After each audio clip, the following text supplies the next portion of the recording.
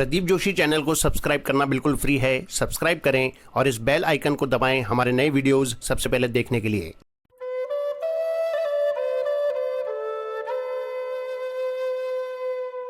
स्वामी रामसुखदास जी महाराज को शत शत नमन।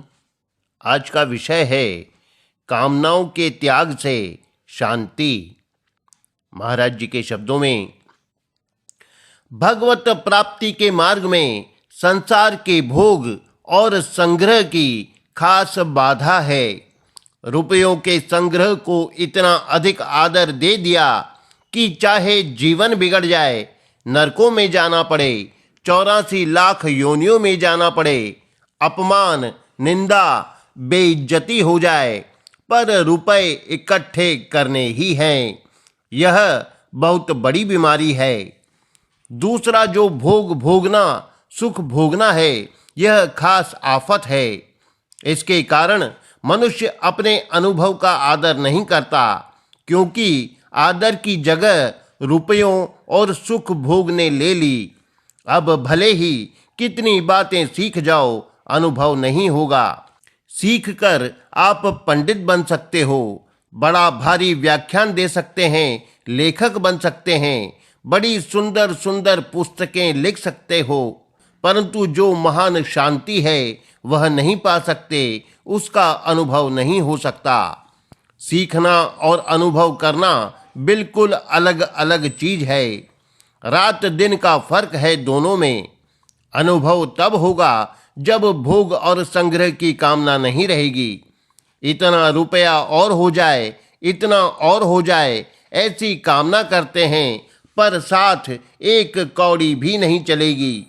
एकदम खाली जाना पड़ेगा, शरीर भी यहीं पड़ा रहेगा।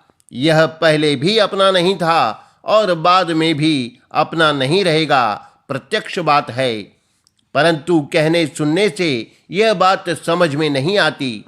जब व्याकुलता जागृत होगी, भीतर से भोग और संग्रह से उपरति होकर जलन पैदा होगी, तब यह बात समझ में आएगी।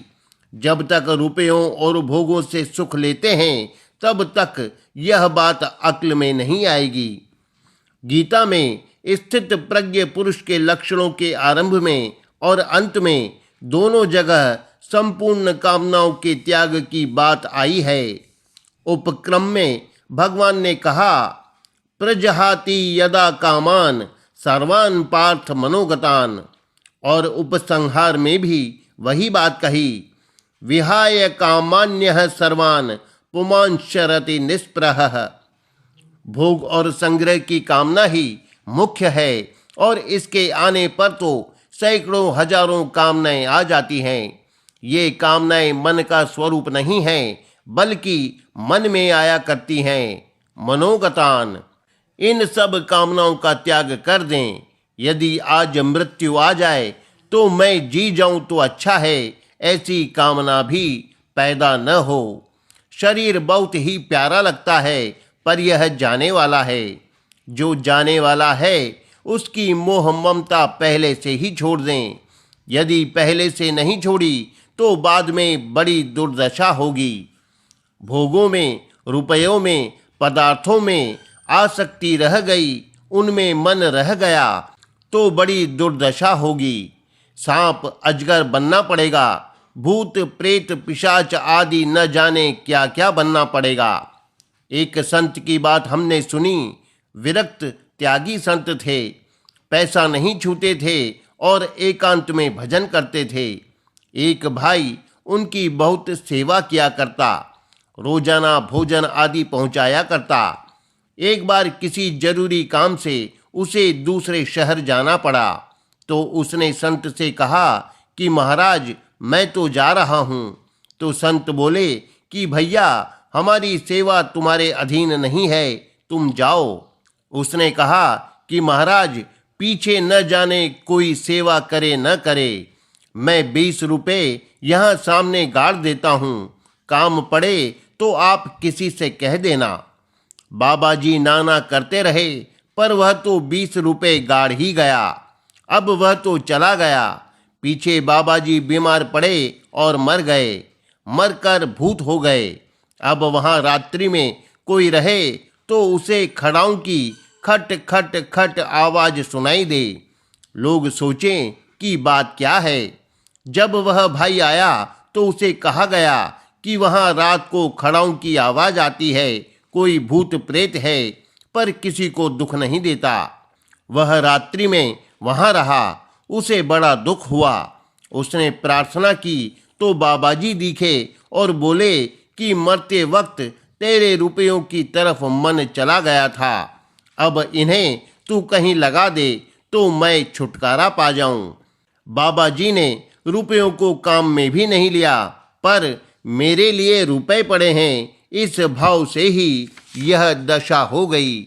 अब ये रुपए वहां से निकालकर धार्मिक काम में लगाए गए, तब कहीं जाकर बाबाजी की गति हुई।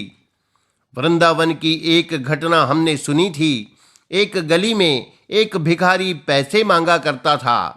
उसके पास 1 रुपए से कुछ कम पैसे इकट्ठे हो गए थे। वह मर गया। जहां उसके चिथड़े पड़े थे वहां लोगों ने एक छोटा सा सांप बैठा हुआ देखा। उसे कई बार दूर फेंका गया, पर वह फिर उन्हीं चिथड़ों में आकर बैठ जाता। जब नहीं हटा तो सोचा बात क्या है। सांप को दूर फेंककर चिथड़ों में देखा तो उसमें से कुछ पैसे मिले।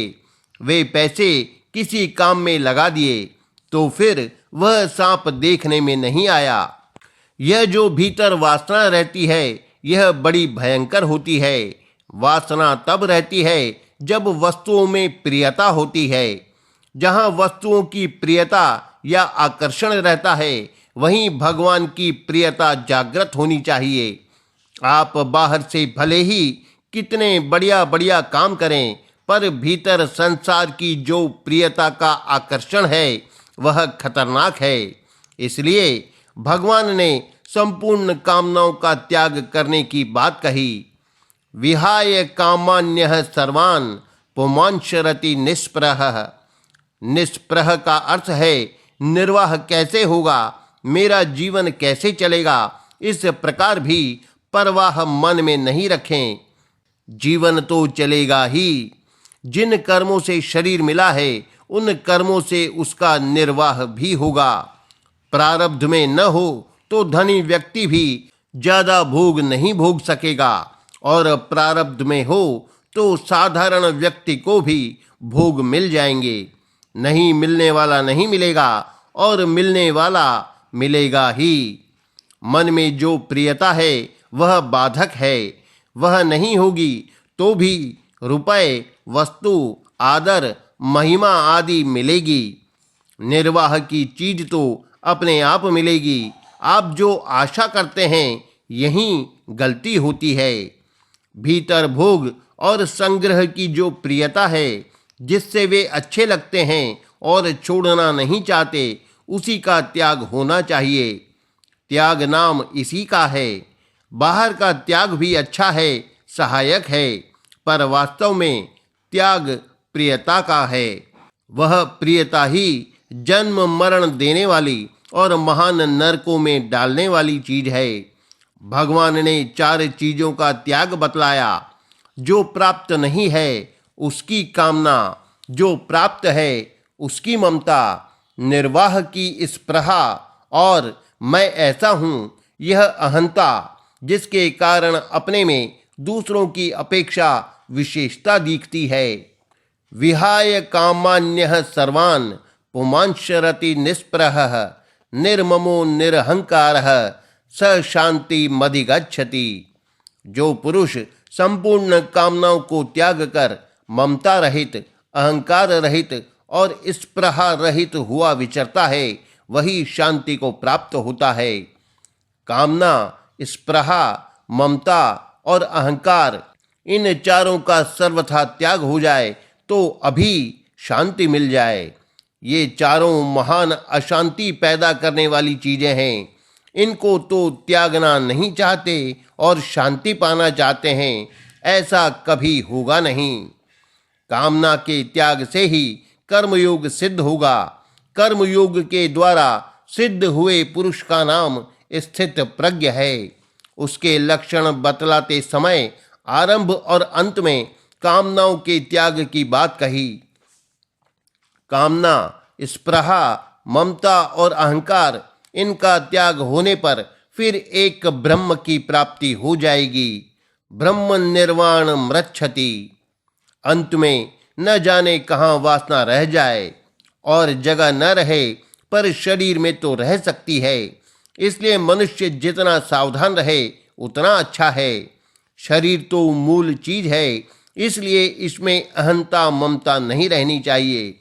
इसमें अहंता ममता होने से ही इसके निर्वाह की इच्छा होती है, पर इच्छा से तो शरीर रहेगा नहीं। जीने की इच्छा करते करते ही लोग मरते हैं। इच्छा करने में फायदा तो कोई सा नहीं है और नुकसान कोई सा भी बाकी नहीं है। मैंने खूब सोचा है, विचार किया है।